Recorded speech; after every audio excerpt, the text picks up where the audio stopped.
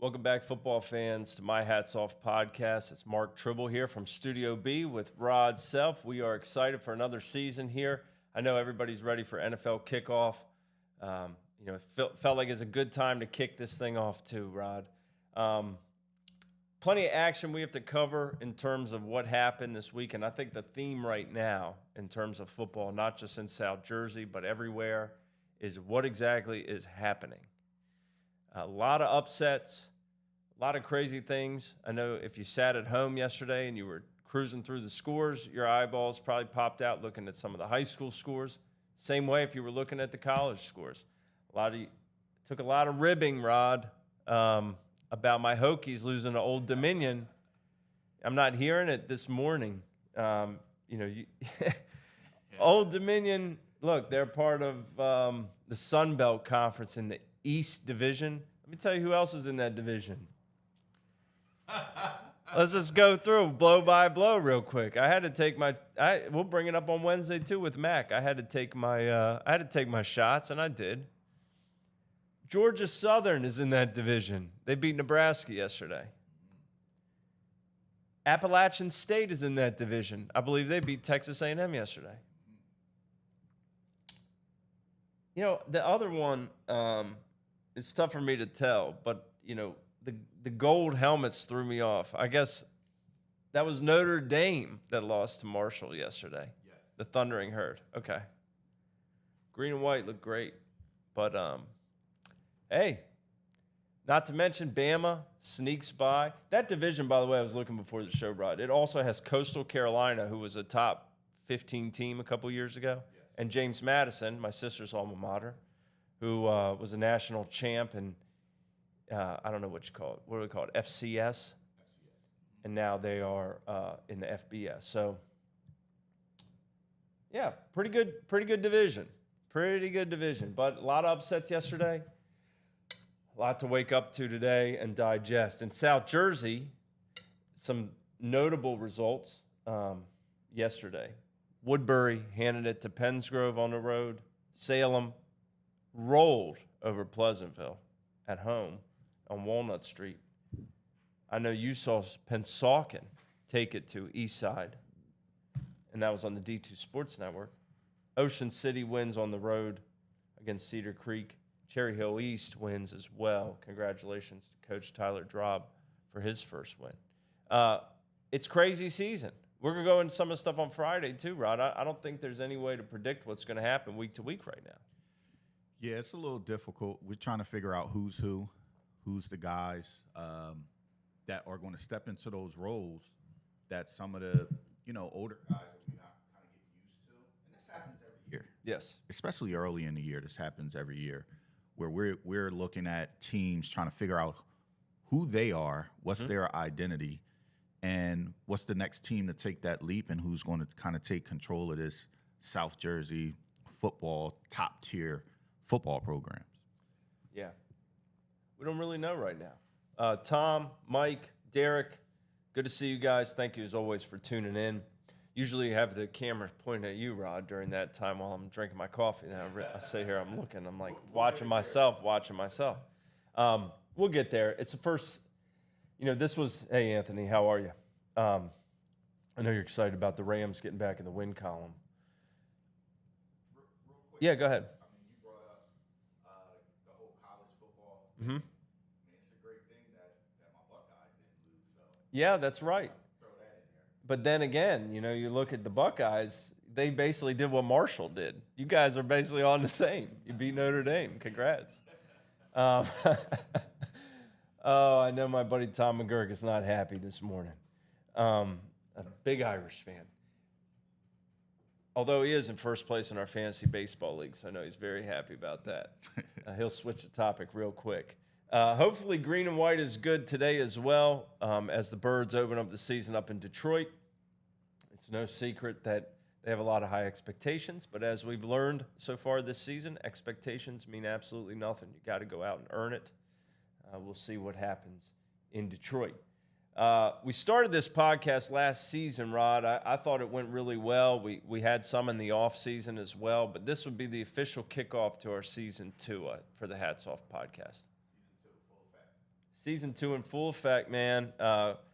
As we did last year, as we get going here and get our sea legs under us, we will have on some of the hat winners join us in studio or via the phone. The guy who got it this week, Jared Shoppy, impressive kid from Delsey, senior linebacker, fullback. They beat Winslow 35-21 on Friday. He had 70 receiving yards, 76 rush yards, and 3 touchdowns. You know, in that wing T offense, they threw it 4 times. They completed all 4 over 108 yards. Shoppy was incredible in terms of running the ball and the big catch late, which kind of set things up. It was a back-and-forth game. There was not a lot of defense. Penn State coach James Franklin was in the house, I believe, to look at Mr. Shakur of Winslow and to see his buddy Bill Belton and Christian Hackenberg, two Nittany Lions. So, you know, it was a back-and-forth game the entire time. But really where things changed was Dom Teddy of Delsey had a kickoff return for touchdown. Jimmy Wilson, okay, so the score at this point is 21-14. It's in the third quarter. Jimmy Wilson made an excellent play, scrambled in for 36 yards or 35-yard touchdown. And then the next thing you know, it looks like Winslow really had all the momentum in the world. Special teams. We've talked about it all season on our Wednesday show with Coach Mack. We've seen it affect a lot of the games we've seen so far. Dom Teddy takes a kickoff to the house, 82 yards. So now it's 28-21, right like that, after a key drive for Winslow. And the next drive for Winslow, Jimmy drives them down, and they end up getting stopped on 4th and short at the 3. Soon after, that 55-yard pass to Shoppy sets up Delsey for the final touchdown. Very close. 35-21 is not indicative of how close the game was and how back and forth it was. I think Delsey, you know, we had them ranked in the Football Frenzy rankings at number 2. I think that they still warrant that ranking. I was impressed with everything they did. And again, you know, attention to special teams, the difference between taking the momentum and changing it around and not. And it has been brutal through the first few weeks. Anthony, yes, James Hill of Woodstown, shout out to the Wolverines. They beat Paulsboro for what I believe is the first ever win over Paulsboro, 18-0 on Friday night. You talk about Marcus Freeman at Notre Dame starting out 0-2. Kevin Harvey at Paulsboro starting out 0-2. And they have a big one next week at Woodbury, 10:30 a.m., Saturday morning. So, you know, look, there's a lot of football to be played. We're catching up a little bit more on North Jersey and what's going on up there with the Publics. We got a pretty good beat on that. I know Westfield beat Union yesterday in a big rivalry game. Our guy Dwayne's not on here yet, but we will hopefully hear from him soon. Another good game was East Orange and Irvington. I think it went to double overtime. Irvington won 27-21. There's a lot of good action out there as the season starts to, you know, I guess find its footing. I don't know. Each season is different. It has a different identity, and we'll see what this one is. Yeah, Jabril Mace, here's a kid. You know, we saw him at Battle at the Beach, and his teammate, Jamie Tyson, stole the show there. He got the hat. In a big blowout win over EHT. But Mace was good in the game. I've heard nothing but rave reviews about him on and off the field. I saw him that Sunday. He was at the Holy Spirit Cherokee game, which Holy Spirit won by 3 in that Week 0 contest. Probably one of the best games we'll see this year. And he said he was out to see this guy that they said was ranked ahead of him, Bam Berea.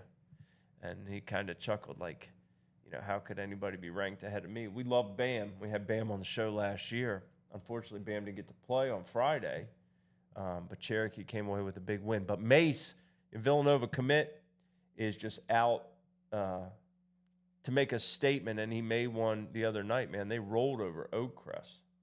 It's a blowout. They have a big one this week, too, with Atlantic City. I don't know, Rod. I mean, it's a lot. Next week's matchups are interesting because there's a lot of teams that can get right. They have opportunities to do that. I don't know that one matchup jumps off the page Sometimes we have those 1 versus 2 matchups, or a top 5, top 10 matchup. A matchup I'm really intrigued, and I might even go out there. I want to figure out exactly where I'm going, but 2 teams I haven't seen in a while, Rod. Rancocas Valley and Timber Creek, both undefeated. Yeah, that's one that I'm pretty happy about. First with the RV Chiefs, right? I mean, Yeah. I saw those guys in the summertime, and that was my sleeper program. The one that I felt like they could reel off a couple early wins, Yeah. and then hit their groove. Coach is doing a great job over there, and then of course the Creek. Yeah. It's always good to see the Creek back.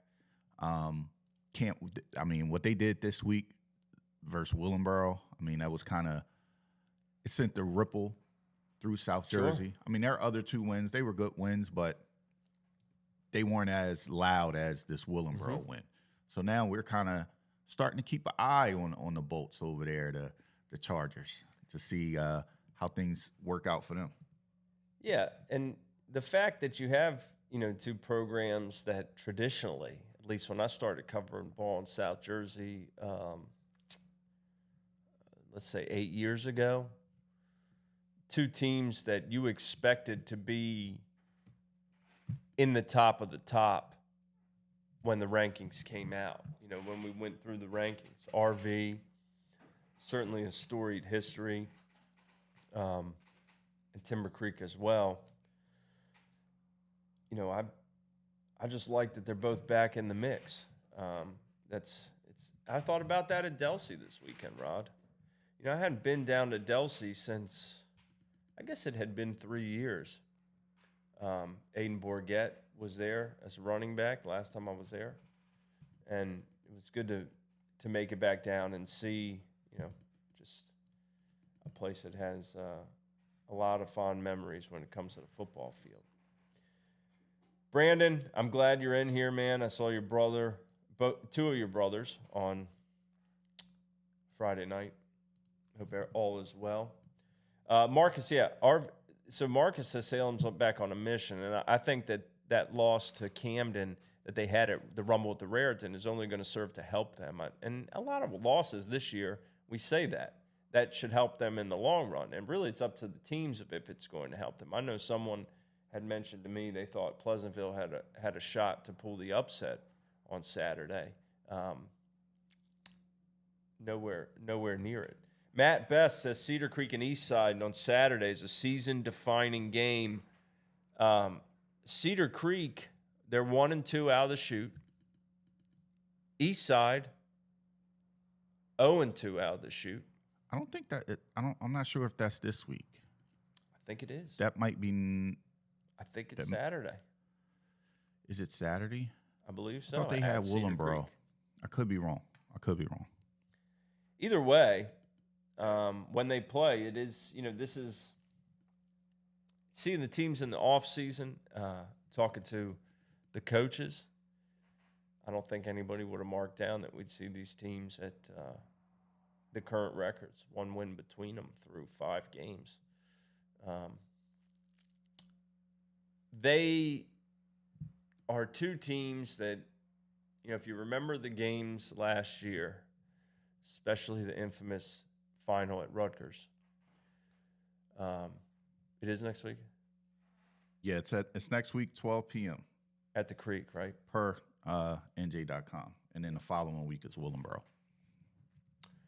It's at Cedar Creek? At Cedar Creek, yep. Yeah, last year's infamous game, there's a different cast of characters this year, no question about it. However, 2 teams that really, if you're Eastside, you do not want to be 0-3. And Cedar Creek, you lose kind of some backyard bragging rights to Ocean City this week. As Amber says, they're young, they're working hard, they never give up. Coach Melody accepts nothing less there, and I know Coach Brown's the same way up at Eastside. 2 teams that, recently have played in a lot of classics. The first time former Coach Tim Watson got the hat or his team got the hat. He used to always give me a hard time about this. The first time it ever happened was at Mike Rozier Stadium. Taylor Manning kicked in the game-winning field goal. They've played some really interesting games back and forth, the two teams. Last year was no surprise with as good as they were, 2 classics. In the offseason, I know they tangled a couple times in 7-on-7. There really is not a lot of love lost between them, but they have a genuine respect for each other. It kind of reminds me of when you have teams in pro sports or college sports that continually run into each other during times when they're both pretty solid. They might not be in the same division. They might not be geographically the same, but it's always interesting. So they've established this kind of rivalry. So no matter what the records are or what these teams go on to do, that will be a good game on Saturday at noon in Egg Harbor City, down Cedar Creek. The Pirates welcome the Tigers of Eastside. Marcus, is Shawnee the real deal? You know, from what we saw of him a couple weeks ago, Rod, I got to say it's a resounding yes. I was very impressed with their offense when we saw him. Quarterback Joe Papa got the hat. On Friday, their defense, they beat Lenape 14-3 in, the first time those teams have played in, I don't know, maybe ever that it wasn't on Turkey Day. Good game. And then Shawnee, I believe this week, plays Cherokee. Right. Cherokee, you talk about season-defining wins. We'll see what happens. But without Bam against St. Augustine, it felt like that was going to be a tall task. Mm-hmm. They got it done. I think what happens, we get kind of prisoner to the moment, right? Sure. Especially when it comes to Shawnee. Uh-huh. Let's not forget, Shawnee is in one of the toughest divisions. They may lose more than they win. Right. But come playoff time, we know exactly who Shawnee is. So early in the season,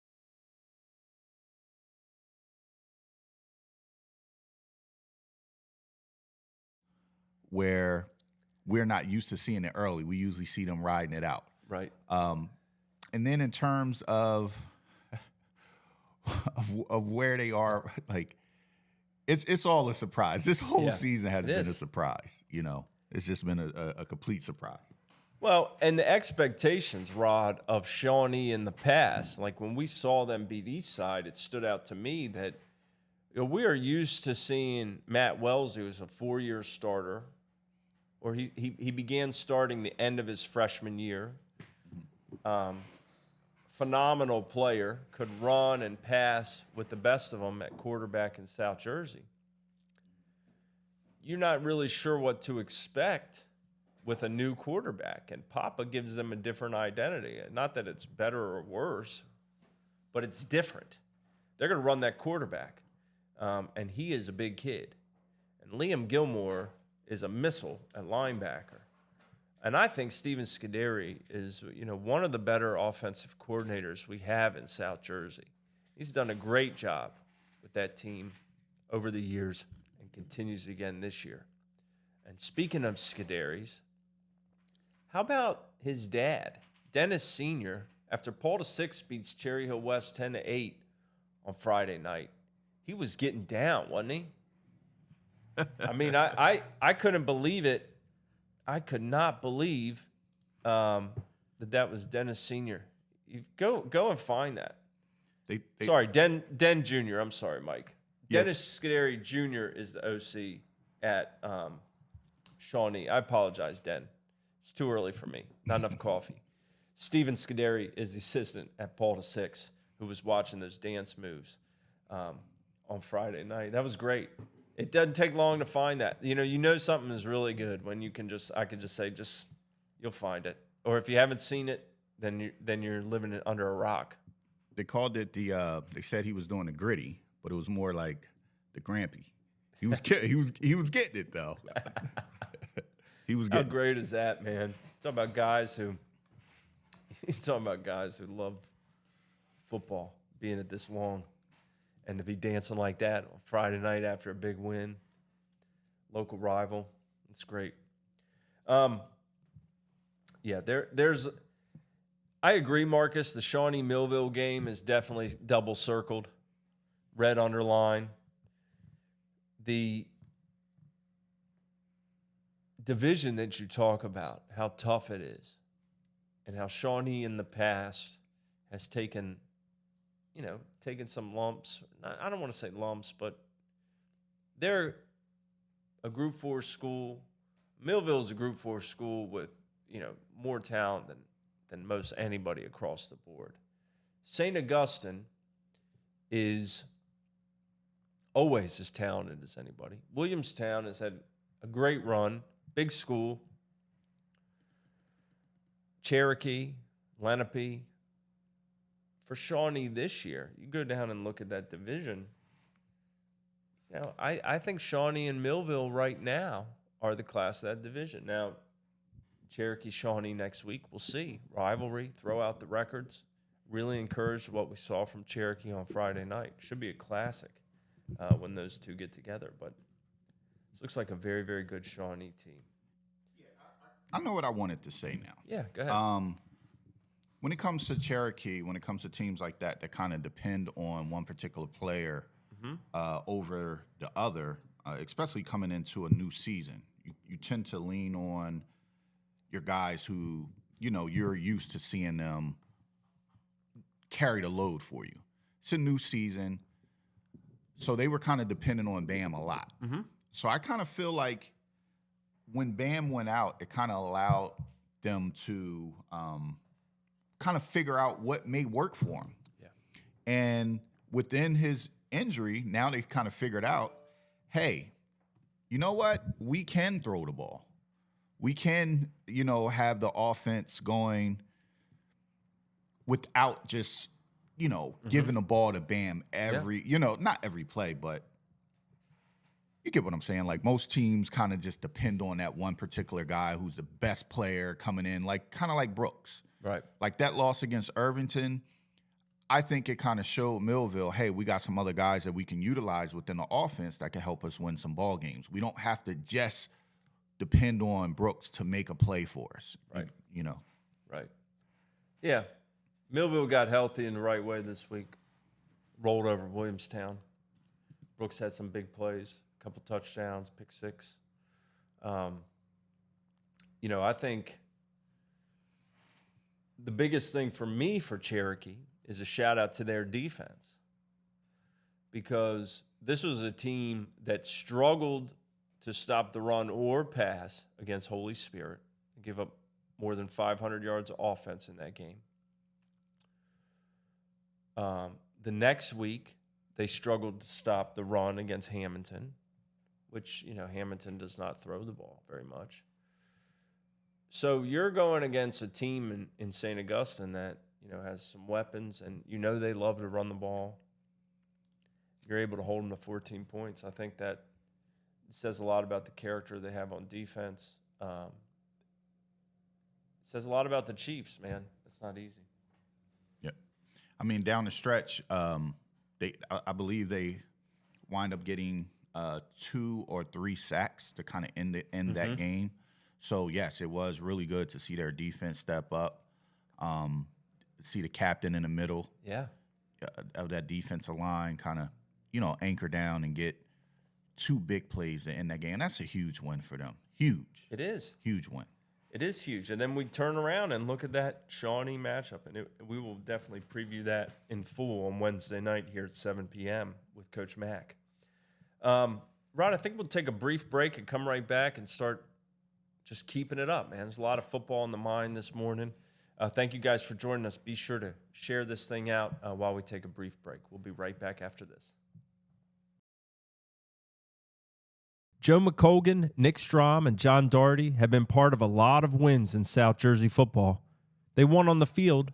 Let them win for you in the game of real estate. With over $200 million in real estate transactions between the three of them and over 30 years of real estate experience, they're servicing anywhere in South Jersey, from the Philadelphia Bridges all the way to the Cape May Lighthouse.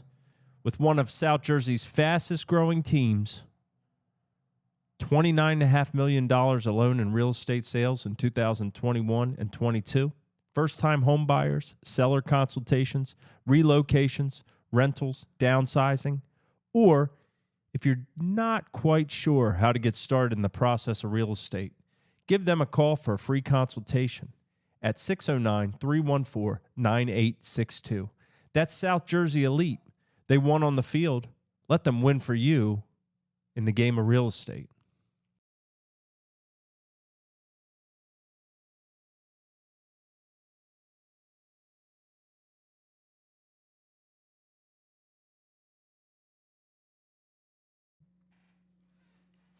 Thank you to South Jersey Elite Realty Group for sponsoring the show this year, our presenting sponsor. Guys who know a lot about football and, have says Strom needs to put the real estate on hold, come back and call some offense. Nick could do it with the best of them. There's no question about that. Yes, thank you guys for sponsoring the show. Joe McColgan could scheme a little defense. His son is AD at Pemberton. John Doherty is coaching at Delran. Oh, wow. I didn't know that. Yeah, defensive coordinator.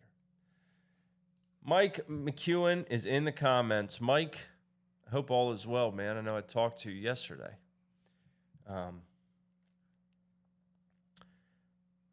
This beautiful logo. We got our logo up here, Rod.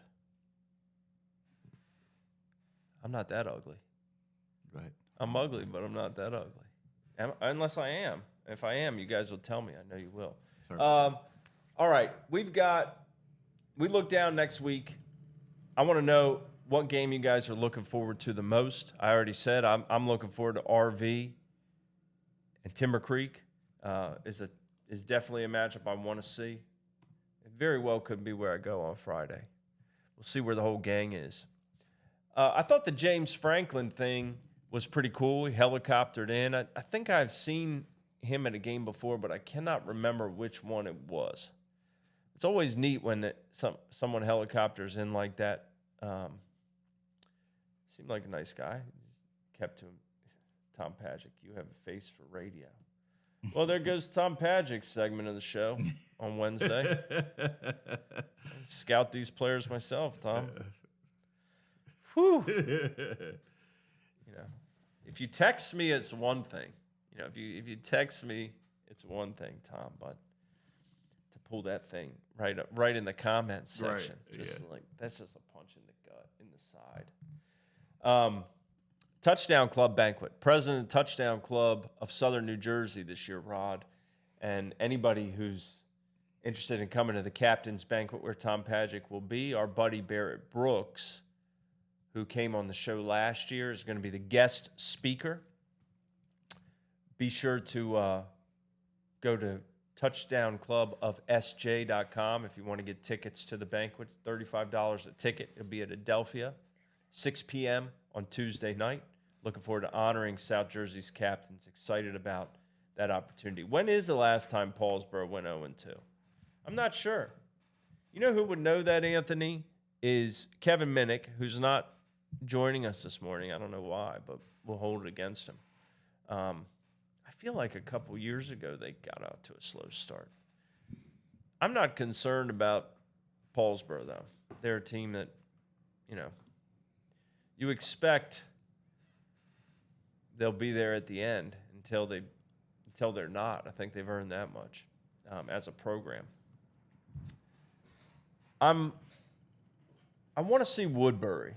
I really want to see Woodbury. They beat Maple Shade in the opener. They beat West Defford in a tight one, 14-7 in week 1, but it was their second game. And then, really came together. The Solomons, Dominic Abatelli, to cruise at Penns Grove yesterday. I want to see Woodbury. I want to see what they have. That could be the target next Saturday. Woodbury and Paulsboro, 10:30 a.m. I don't know. Paulsboro's got to get right. Obviously it's a huge rivalry. Paulsboro did start 1-2 in 2019,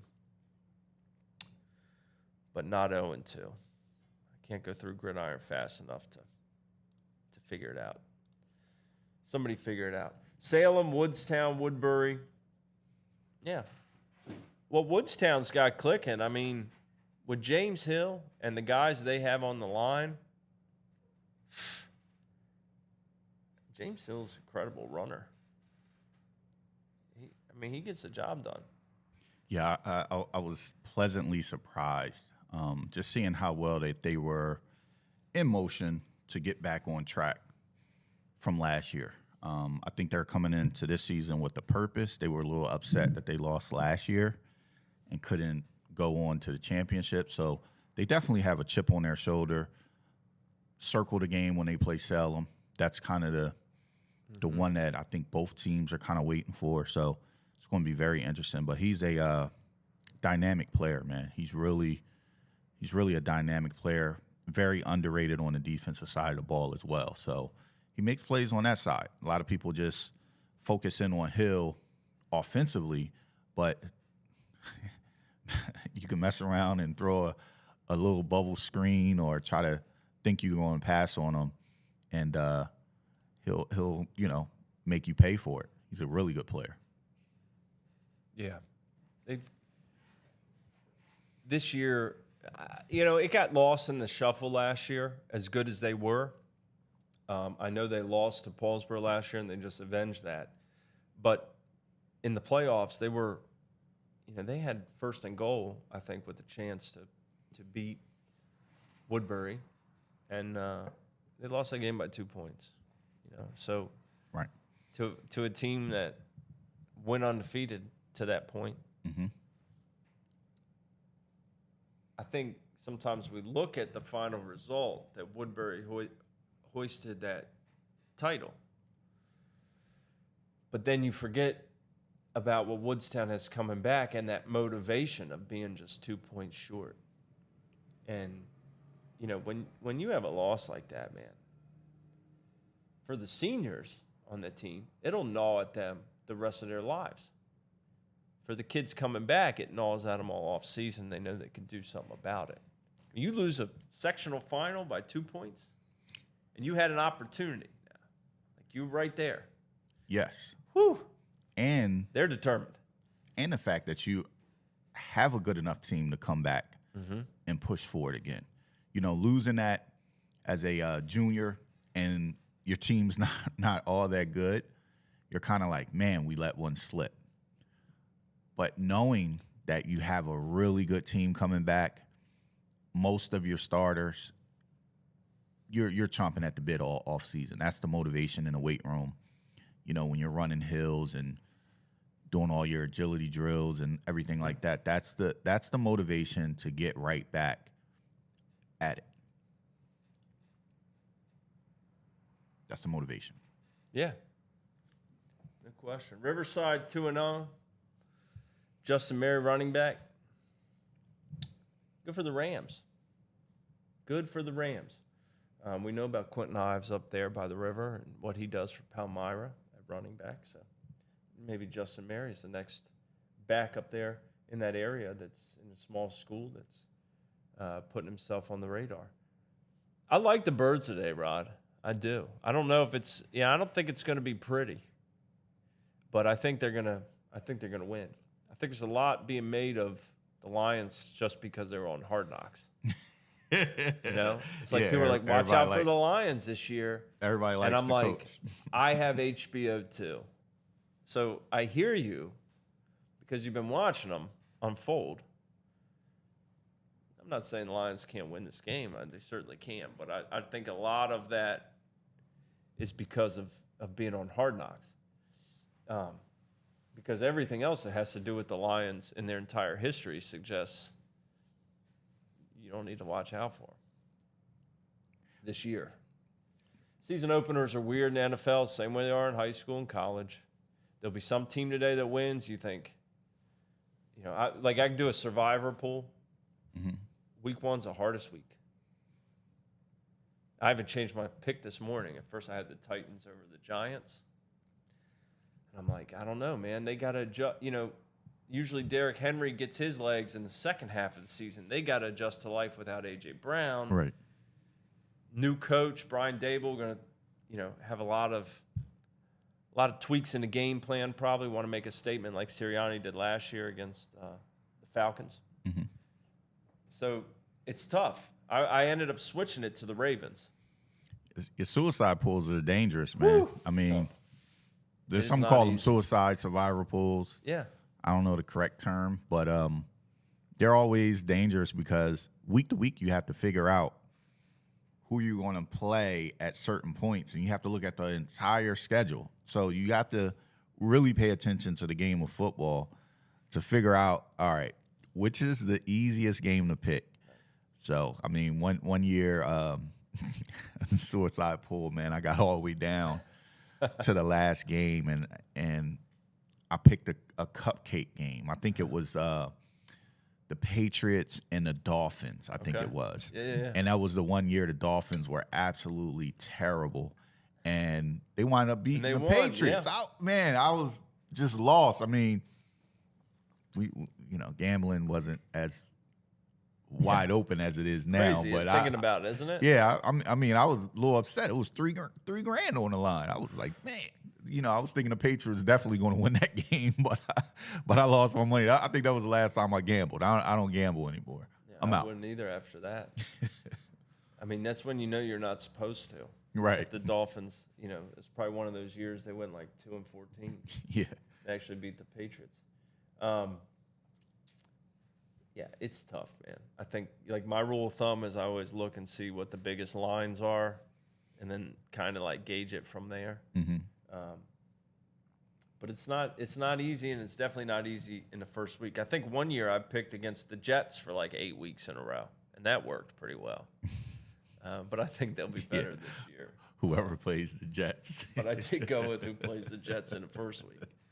Yeah. But you never know with the way, green and white this weekend. Like I said, you had Mainland on Friday night in the green and white, just like Marshall. Marshall yesterday. Maybe it's the Jets today. Hopefully it's the Eagles instead. Yeah. Both. Yeah, shout out also to the guys who've been giving me the updates on what's going on across the map. Mm-hmm.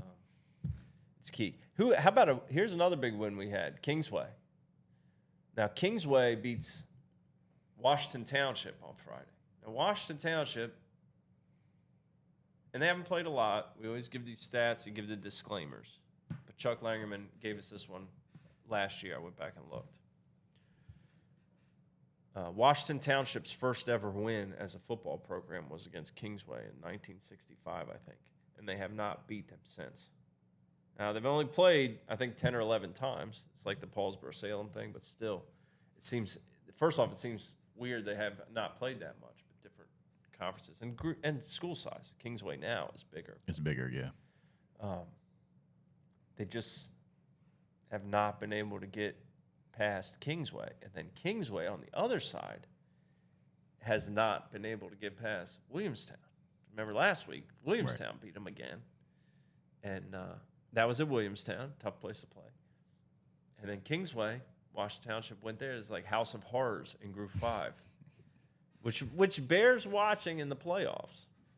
Because if you get in a bracket, you never know. Township lost last year in the first round. They were upset by Lenape.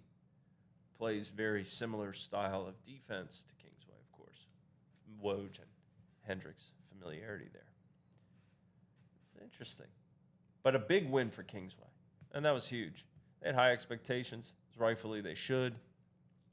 Come out of the gate slow, lose that game to Williamstown, and regroup. It's all about what are you going to take from these games and how are you going to improve. If you're still making massive special teams mistakes in week 6 or 7, you're not a very good team. Right. And I'm not going at the coaches. Please don't take this wrong, coaches. But, in week 0, that was kind of the excuse. We didn't have enough time to prepare, this and that. Some teams have played 3 games already, and they are still having those same issues. Right. Well, and that was important in talking to Sal Marquez after the win at Delsey on Friday night. To say, we've seen such bad special teams play, and they were 5 for 5 on extra points. Winslow was 3 for 3 on extra points, so it was 8 for 8 on extra points in the night. And Delsey's kicker is a weapon. Mm-hmm. We saw him warming up. I mean, he can boot it. But the kickoff return ended up changing the game. And I asked him, special teams have been such a sore spot for so many so far. What's the difference for you? And he said, we practice it every day. Well, I think teams should lead off with special teams in practice. I mean, that's just me, rule of thumb. I mean, that's one thing that we do when I was coaching is I wanted to make sure that our special teams was really good. Because that is the thing that it switches the field. First of all, when you're able to punt the ball inside the other team's 20-yard line, right? Or even 30, really, in high school. It is extremely hard for high school teams to drive 80 or 70 yards consistently. Yeah. So if you're able to punt the ball and flip the field position, that is a huge advantage. And then if you're able to kick field goals. This weekend, I watched teams get inside of the 20-yard line and not kick the field goal. If you get inside the 20-yard line 4 times and don't kick field goals, you just left so many points on. That's 12 points that you could potentially get off of just kicking the field goal. That's a game changer. Now, instead of being up, let's say, by, 1 score, you could potentially turn a game into a 2-score game or a 3-score game. Like, it just changes the game. So, I mean, a lot of teams put their JV guys on kickoff, and some of those guys don't particularly want to get that varsity contact.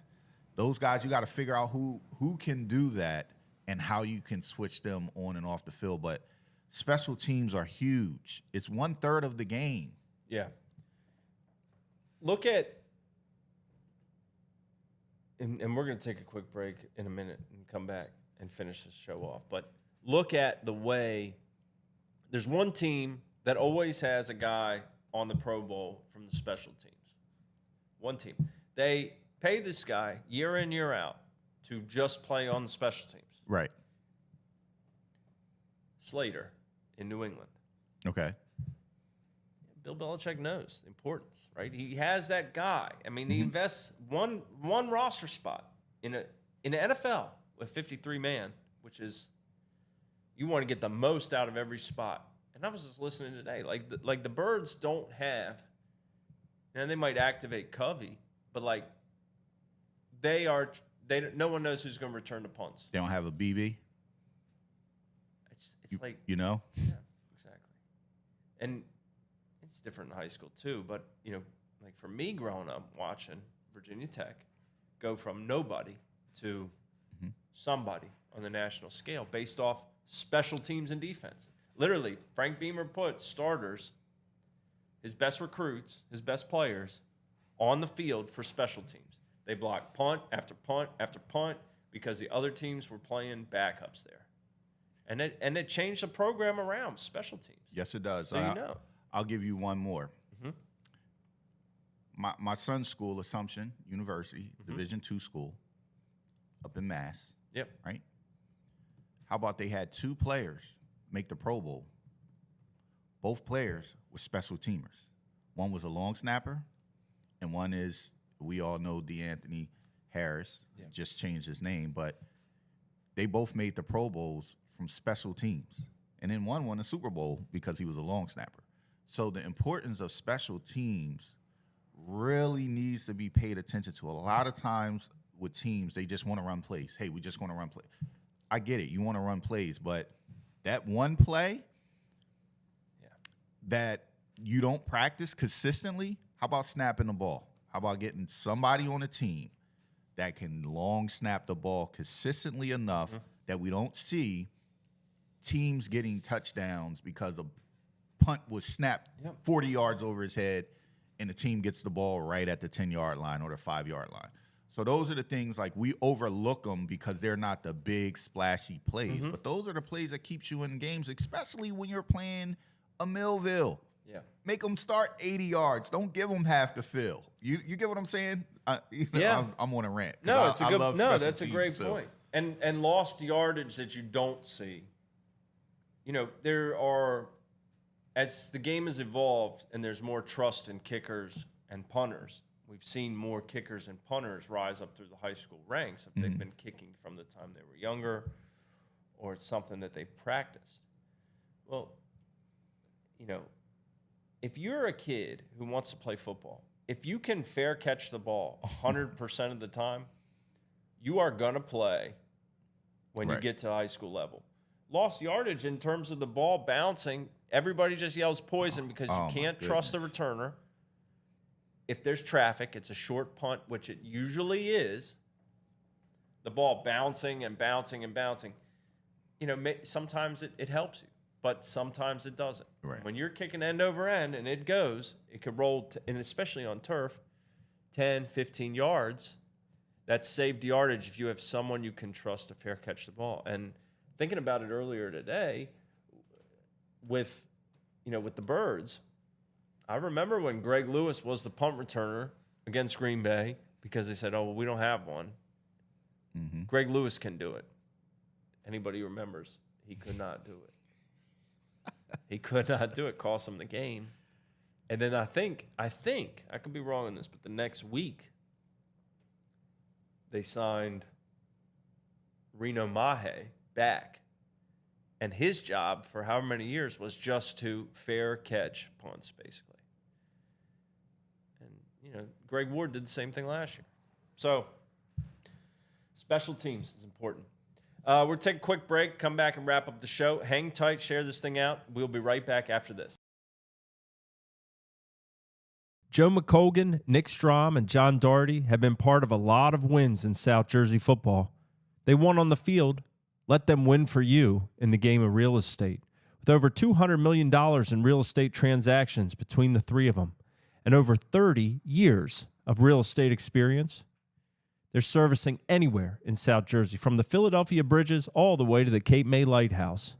With one of South Jersey's fastest growing teams, $29.5 million alone in real estate sales in 2021 and 22.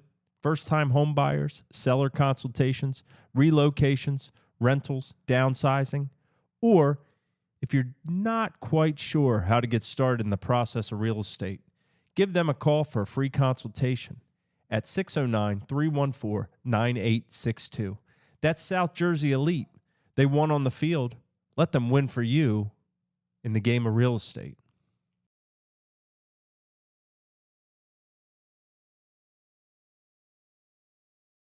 My Hats Off podcast here at Studio B with Rod.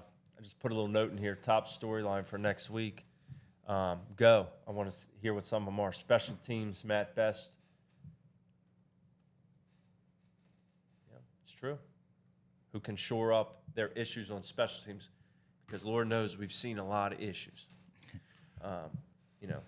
Thank you for coming to our TED Talk. It's a kid that I want to give a shout out Yeah, to. please do. That's what we're here for. I want to make sure I get his name right, so I'm trying to look up his name. But he's the kicker for Pensauk in high school. The kid had 4 touchbacks, 4 or 5 touchbacks. Nice. And I'm not talking about like just hit the tip. Right. I mean, he was really He's got a the boot. ball. Yes, he was. Yeah, really he kicked last year for them, I think. Yeah, he was really he was very impressive to me. Kicking the ball off. And that, again, I mean, you see the lopsided score that they had versus the East Side. Yeah. Like, that was a major part of it when you're starting every drive from the 25 or the 20-yard line. Like, that was huge. But I just wanted to give him a shout out. Yeah, it is huge. To make a team go 80 yards is difficult. It's Sean Rulo. Sean Rulo. Hats off to Sean Rulo. Rulo. Yeah. Big win for Saucon. I got to see who they have next week.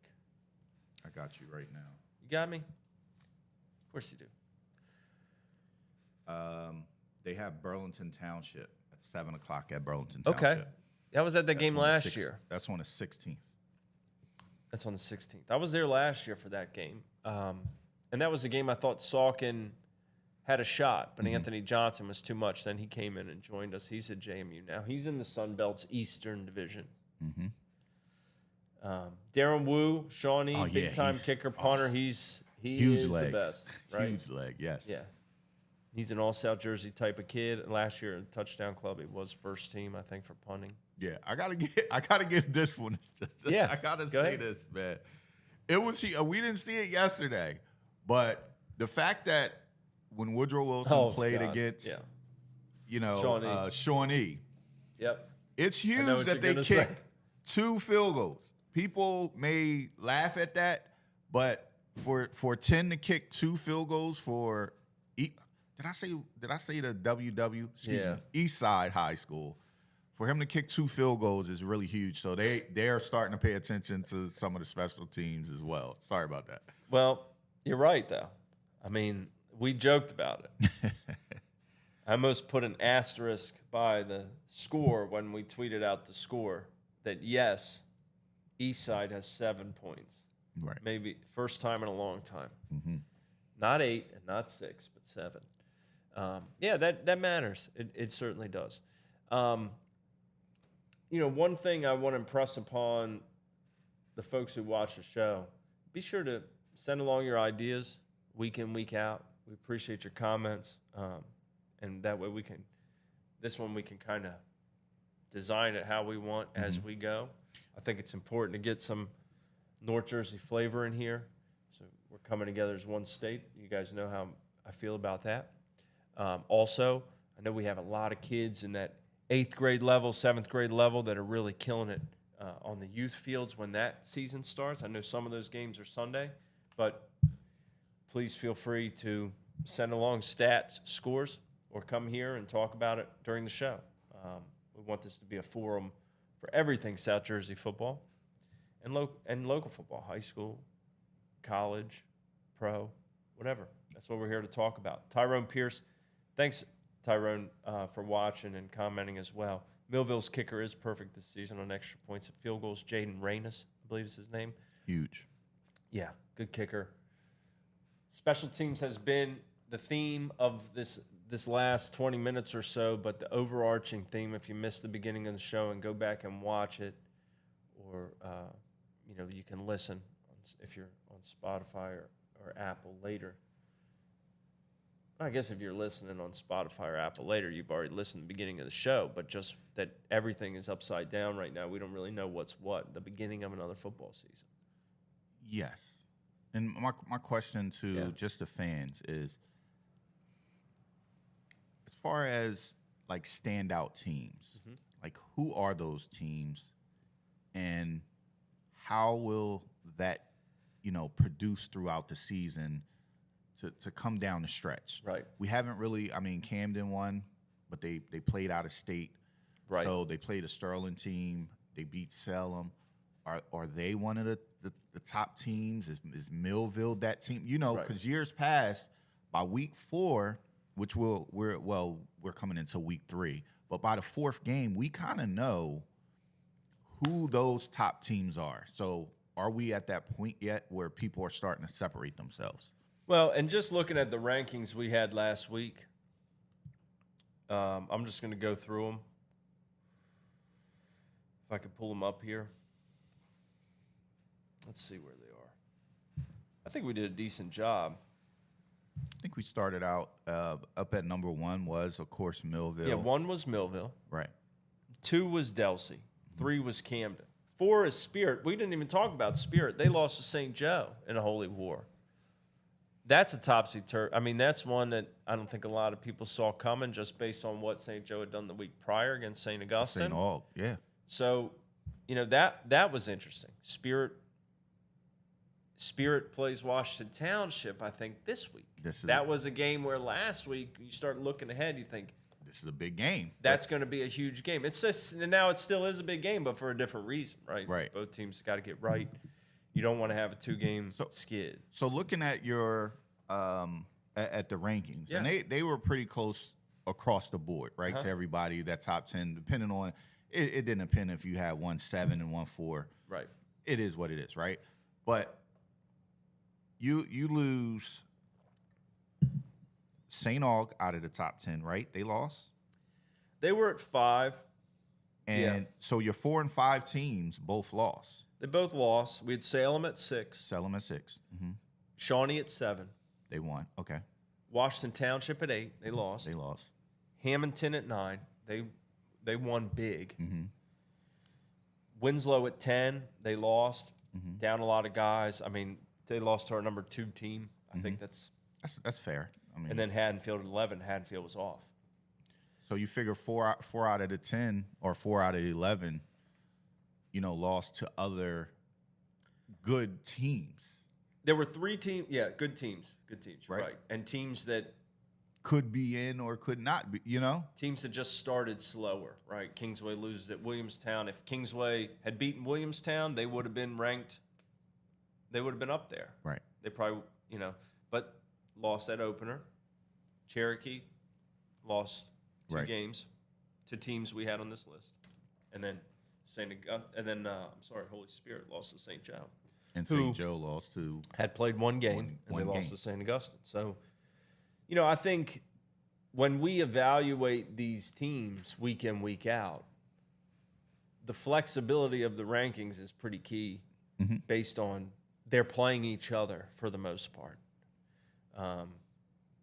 So I think Camden, when you look at their schedule, or Haddonfield, they might not play a lot of top 11 teams. It's just the way their division shakes out this year. But like St. Augustine, Cherokee, Shawnee, Lenape, Williamstown, Millville all play each other. You're exactly right. And what happens is, I think sometimes we're prisoners of the moment. And we definitely are. We get stuck in wanting to believe that, well, we haven't lost. Right. But there is a little bit of reality within that. You can be an undefeated team, but that doesn't necessarily mean you would beat a team that may be 0-2 at the moment. Because that 0-2 team may have lost to the 2 best teams in the rankings. Right. And that eye test of what you've seen. So to see Delsey last week, we knew what they had coming back. We knew how good they were last year and the year prior. To see them has a lot of importance, right? Because Jared Shoppy even said after the game, last year we didn't play anybody. And they didn't play a game within 21 or 24 points until they lost in the playoffs. Right. They pounded everybody. Now their sectional semifinal was canceled. Wall had to forfeit that. But he said, that's not fun. We want to play good teams. We want to beat good teams. And that's what they did, against Winslow. But now they have measuring sticks. Next week they go to Ocean City. There's another one for both teams. Right. When it is a prisoner of the moment situation because they're weekly, right? And that's one thing that is why we don't do rankings during the playoffs. We cut them off at the beginning, and then at the end you go back through, because what one team might do one week, a close playoff win, and they might go on and win a championship. Right. So you don't want to have them say, well, they might be number 8, and then they win a championship 2 weeks later, and they're number 1. Right. You kind of maneuver that. I think it's more difficult for the teams that aren't in those divisions and don't have those tests every week.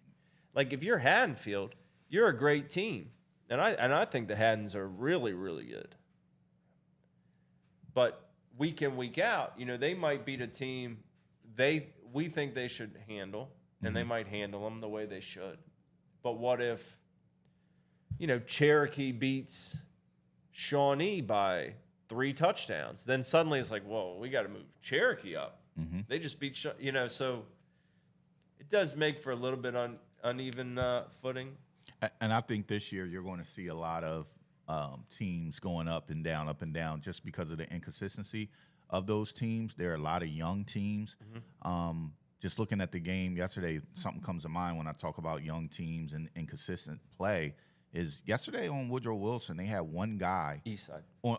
Oh, you did it again. Jeez, I got to put another We five. need a tip jar. Another 5 in the jar. right. But yesterday watching East Side, they had one guy on the field that had varsity experience. And that's huge. And I'm seeing that with a lot of teams. Some teams, like you said, may not have played those bigger competition teams or competitive teams, however you want to phrase it. But it makes for interesting football, and you're going to get a lot of up and down because, kids have to figure out who they are. You look at the Camden team; they have to kind of figure out who are we. Right. What are we good at? Is Ruffin, is he a traditional drop back quarterback? But he grew up playing wing T football. Do we need to run him a little bit? Like, how can we get him started? And I think a lot of teams are going through that. Even like we talked about, Cherokee, they lose Bam. Everybody in the stadium is probably like, we don't have a shot to win this game because we don't have our best player. And then they figure out, hey, we could do some other things. So it's a bunch of teams that I think are trying to figure out who they are. Yeah, and that's true. what it really is. Another thing that stands out, Rod, at this initial glance before the season, we talked about Group 3 and how tough it was going to be or seemed to be. Through 3 weeks of action, Eastside, they have a couple guys out. We know that. Okay. They're 0-2. My Cedar Creek is 1-2. Highland is off the map. And so Delsea and Camden are where, we have them at 2 and 3, I think, in the rankings, and they're both very, very good. But look at 4. Group 4, we said last year was so tough. But now, look, in state, Ocean City's hasn't lost in state. Hamilton is rolling. Shawnee is rolling. Saucon's 2-0. Saucon plays Burlington Township, Trenton, Delran, Willingburg, Camden Catholic, Vineland. So, Saucon, they had a good year last year. Mainland's 2-1. They lost Ocean City by a point. And of course you have Millville. So Moorestown's 3-0. I just think, Group 4 now, again, this year looks like it's going to be nip and tuck all the way.